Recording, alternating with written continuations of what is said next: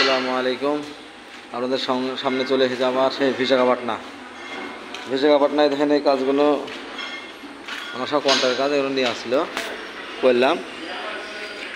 দেখেন এই কাজগুলো করলাম, তারপরে প্লাস্টার শুরু করবে। গাঁথনি এখনও বাকি আছে, দেন এটা ভরাট হবে।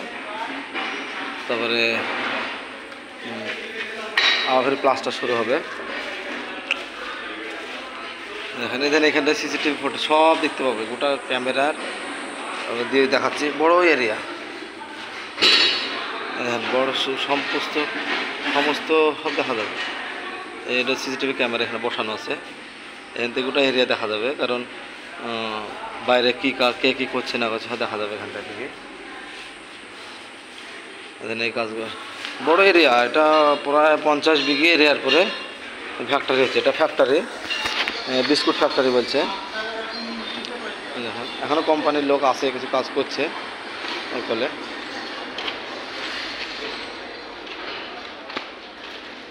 এই ধরনের গাঁথনিগুলো আমরা করেছি।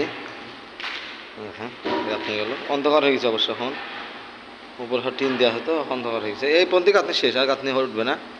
3 মিটার পর্যন্ত গাঁথনি হবে।